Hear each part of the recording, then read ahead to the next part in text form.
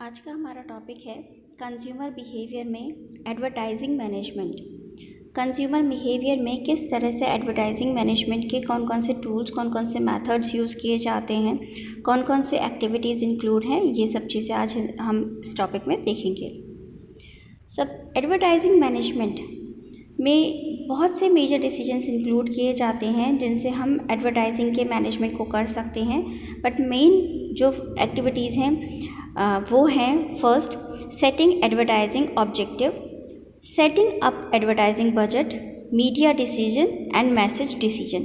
ये चार हमारी मेन एक्टिविटीज़ हैं जिनको हम इस प्रेजेंटेशन में देखेंगे। फर्स्ट है सेटिंग एडवर्टाइजिंग ऑब्जेक्टिव। हमारे एडवर्टाइजिंग के जो भी ऑब्जेक्टिव हैं उन्हें हमें सबसे पहले चेक करना होता है। ये दो तरह के होते हैं, कम्युनिकेशन ऑब्जेक्टिव्स और सेल्स ऑब्जेक्टिव।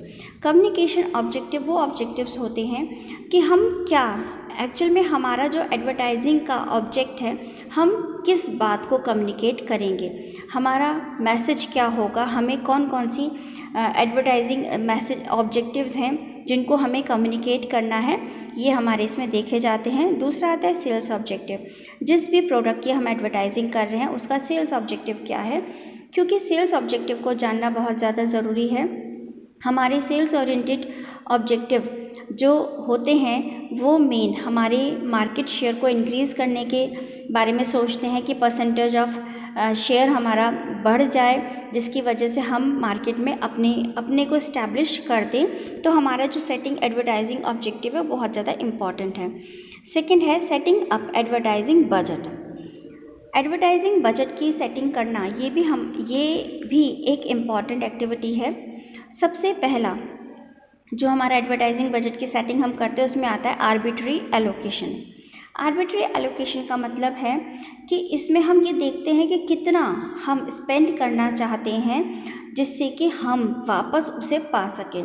नॉर्मली हम एडवर्टाइजिंग पे जब खर्च करते हैं तो हम ये सोचते हैं कि जितना हम खर्च कर रहे हैं उससे ज़्यादा, कम से कम उतना तो हमें वापस मिल ही जाए, और अगर ज़्यादा मिले तो बहुत ही अच्छा है। तो यहाँ पर हम एक तरह से डिजिट्स में हम हिसाब लगा लेते हैं कि हमें एक्चुअल में कितना स्पेंड करना है।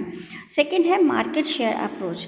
मार्केट शेयर अप्रोच में वो अप्रोच है जिसमें ये बेस्ड होता है और देखा जाता है, कोशिश की जाती है कि हमारे जो मार्केट शेयर है हम या तो उसे मैनेज करके रखें, उसे बना के रखें, वरना हम उसे हमेशा, कोई भी प्रोडक्ट होता है, कोई भी कंपनी होती है, उसका मेन टारगेट होता है कि हमारा मार्केट शेयर लगातार बढ़ता रहे।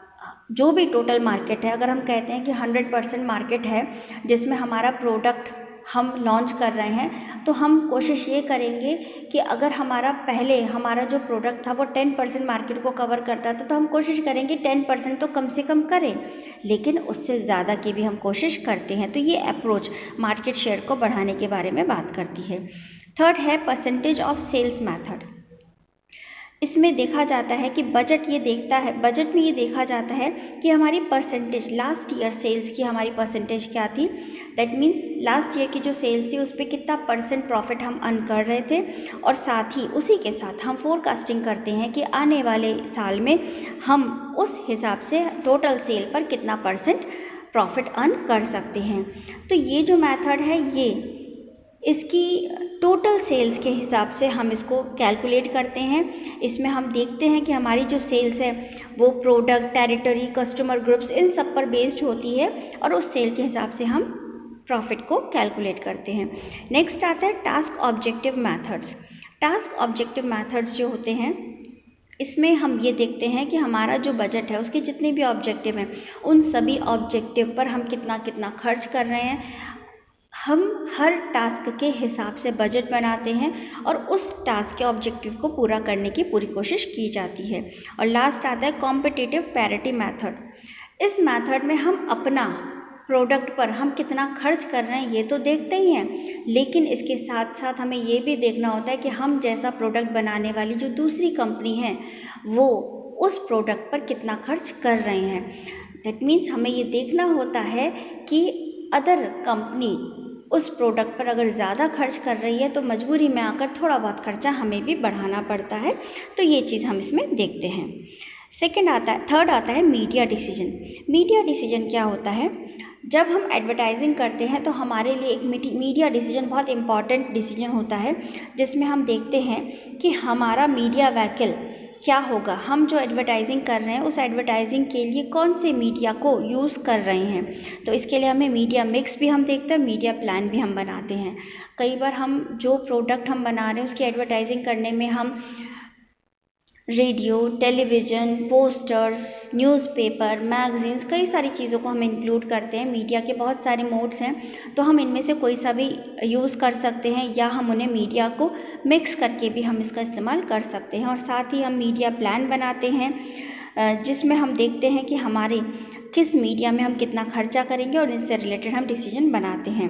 साथ ही हम मीडिया शेड्यूल्स भी बनाते हैं, जिस मीडिया शेड्यूल में हम स्पेसिफिक टाइम को इंडिकेट करते हैं कि कितने दिन हम कौन सी मीडिया का इस्तेमाल करेंगे, या हमारा जो प्लान है वो कितने दिन तक एज इट इज़ चलेगा और उसके बाद हमें उसमें बदलाव करना होगा।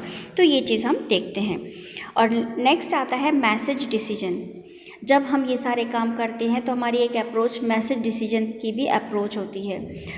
जब हम किसी प्रोडक्ट का एडवर्टाइज़ करते हैं तो एडवर्टाइज़ करते ही वो मैसेज जनरेट हो जाता है, और वो जो मैसेज जनरेट होता है उसको जनरेट करने वाली कोई सेलिब्रिटी हो सकती है जिसको हम इस्तेमाल कर रहे हैं, या कोई कस्टमर, मिडिल मैन, कोई क्रिएटिव पर्सन, कोई भी हो सकता है जो ये मैसेज जनरेट करता है कि हाँ ये प्रोडक्ट मार्केट में लॉन्च हो गया है। अब इस मैसेज को जनरेट तो कर दिया जाता है, लेकिन मैसेज को सेलेक्ट करना कि कौन सा मैसेज हमारे लिए पॉजिटिव है, कौन सा नेगेटिव है, ये काम उसके बाद शुरू हो जाता है। जब हम मैसेज को सुनते हैं, जब एक पर्सन दूसरे पर्सन तक वो मैसेज पहुंचाता है, तो उस मैसेज की पॉजिटिव और नेगेटिव दोनों बातें जाती हैं, और हमारा काम, हम अपनी तरफ से इसको अपने हिसाब से, अपनी ज़रूरत के हिसाब से उसे सेलेक्ट कर लेते हैं। और उसके बाद हम मैसेज इवैल्यूएट करते हैं कि हाँ जो मैसेज एडवर्टाइजिंग में हमने जनरेट किया था क्या वो उसी तरह से इवैल्यूएट हो रहा है, और उसका एग्जीक्यूशन किस तरह से हो रहा है, एक्चुअल में वो किस तरह से एग्जीक्यूट हो रहा है। दैट मीन्स वो जो एग्जीक्यूशन है, कंपनी की जो एडवर्टाइजिंग कॉपी है वो इंक्रीज़ हो रही है, कंपनी का जो कैंपेन है वो एक्चुअल में एग्जाम्पल पेश कर रहा है या नहीं, ये सारी चीज़ें हम मैसेज एग्जीक्यूशन में देखते हैं। तो हमारे जो हमारे एडवर्टाइजिंग मैनेजमेंट है उसके मेन हमारे 4 पार्ट्स थे, जिन 4 पार्ट्स को हमने उसमें डिस्क्राइब किया है।